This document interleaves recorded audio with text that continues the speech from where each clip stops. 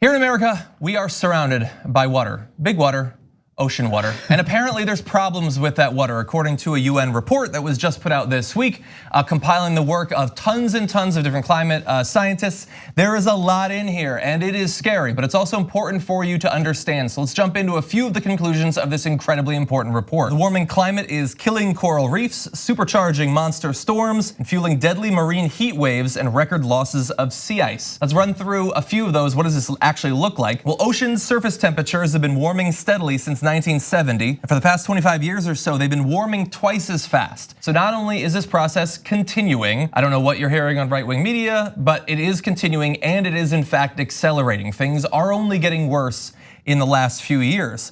One consequence of this is that summer Arctic sea ice is now probably lower than at any time in at least 1,000 years. And the oldest, thickest ice has already declined by 90%. I love records, but this is not the sort of record that humanity can bear at this point. The lowest in 1,000 years, that's significant. The upper layers of the ocean have lost between 0.5% and 3.3% of their oxygen since 1970 as the temperatures have risen. There are now heat waves in the ocean.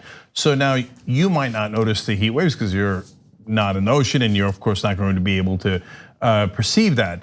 But they are monumentally important. So they're important not only for the fish, but also for the birds that feed off the fish, and then obviously eventually to humans. So let me give you just tip of the iceberg here, of the melting iceberg as it were. So when the oceans get warmer, there are pathogens that build in the oceans. And so when the pathogens build, they then move on to the fish. And so if you're eating raw fish like oysters and shellfish, it can get you sick. In fact, 80,000 Americans each year get sick from those seafoods, those particular seafoods, because of the pathogens in the water, let alone the rest of the world. That's just 80,000 Americans. So if you got sick and you went to the hospital and you had to pay $800 or $8,000, or maybe it bankrupted you, and plus all the horrors that you had to go through when you were sick, etc., you might think, oh well, it's bad luck. I ate an oyster and it turned out that it got me sick. It's not bad luck. You know whose fault that is? ExxonMobil. Seriously. Now, is it just ExxonMobil? Of course not. I use them as an example. But the people that are putting the carbon in the air, it is heating up the planet, including the oceans, which does lead to the pathogens, which does actually make 80,000 Americans sick, and it costs you all that money. Now, ExxonMobil is one of the most profitable companies in the world. They took home all the profits. Did they give you your $8,000 bill? No, you had to pay it. Yeah. So what they do is they socialize the gains. They privatize the gains and they socialize the costs. So in a sense, it's a weird form of socialism where only the costs are spread out to all of you.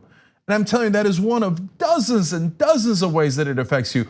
There was a blob of a heat wave in 2013 and 2014 in a particular part of the ocean. It led to the birds dying and then the fish getting affected, etc., which then led to fisheries being closed down in California and British Columbia. And that went all the way down the supply chain. You know what that did? That cost you jobs. So let alone the food chain. So when it costs you jobs, you thought, hey, bad luck, man. My fishery was closed down, or I couldn't get that trucking job because the British Columbia fishery got closed down. It wasn't bad luck. It was the cost of the fossil fuel industry being passed on to you. They won't pay their costs. They won't pay their costs. They make you pay it. Does that sound fair to you? Let alone the destruction of the planet. Yeah, like AOC says, how are we ever going to pay for not having the Green New Deal? We just can't afford it. That cost is too high. And we have a couple of other specific things that we're gonna get into here, but one part that I want people to understand that I don't think gets talked about very often, it's likely that a lot of our audience is gonna know, but one of the important things to think about when you finally acknowledge that the ocean is heating up is that as bad as things have been getting in the atmosphere, on land, you've been paying attention, you know that it's been getting hotter. All this time, about a quarter of all the carbon dioxide that we've been putting out has not been going into the air, it's been absorbed into the ocean. And apparently something like 90% of all the excess heat that's been building up, that hasn't been going to the air, it's been going to the ocean. The ocean has been soaking up all of this stuff.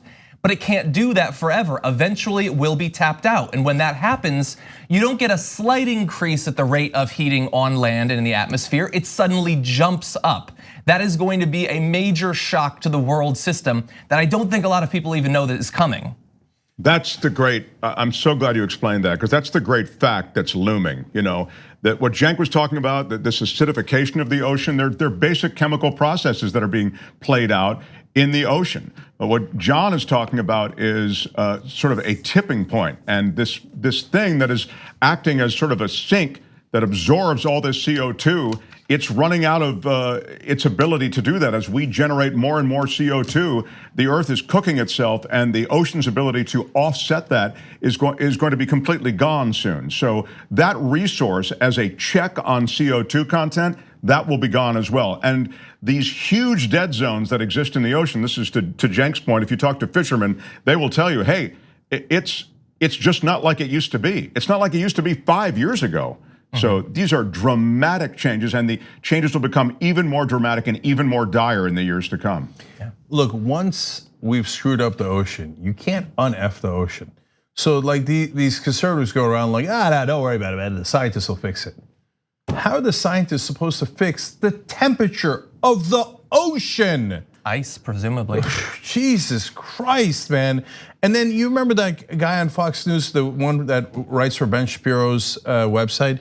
He went on and said Greta Thunberg, the wonderful Swedish girl who's trying to get us to pay attention to these facts, he called her a mentally ill child. And he said, well, if this was a real movement, it would be led by scientists and not by mentally ill children. But it is led by scientists, and you won't listen to them. So in fact, guys, I gotta tell you this is the most important thing. This report that we're referring to was written by more than 100 international experts and based on more than 7,000 studies. The jury is in. The scientists have spoken, and the scientists are usually mild-mannered people, and they are shouting from the rooftops, it's getting too late, we can't undo the damage. And then idiots go on Fox News and go, well, if the scientists were saying it. What do you mean if the scientists were saying it? They're all saying it. Look, if you didn't know how bad it was before you heard stories like this, and before you realize it's all of the world's scientists, like in a disaster movie, warning us over and over again, that's okay, but technically you would be ignorant. And look, I've been ignorant about certain things and I learned them. In fact, even on climate change, back when I was a Republican 20 years ago, I was like, well, I don't know about that. And then the temperature kept rising and rising, and I was like, oh, now I know, right?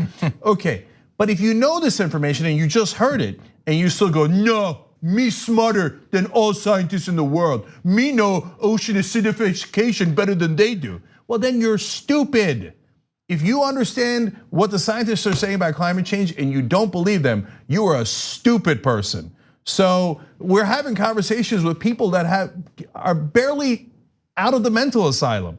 And that's the insane debate that's happening here. The rest of the world is looking at us like, what are you guys doing? We're all in the Paris Accords, and that won't even get the job done. And you morons have left, and you're not gonna participate as we all boil to death? So this is the situation at hand. Thanks for watching The Young Turks, really appreciate it. Another way to show support is through YouTube memberships. You'll get to interact with us more. There's live chat emojis, badges. You've got emojis of me, Anna, John, JR, so those are super fun. But you also get playback of our exclusive member-only shows and specials right after they air. So all of that, all you gotta do is click that join button right underneath the video. Thank you.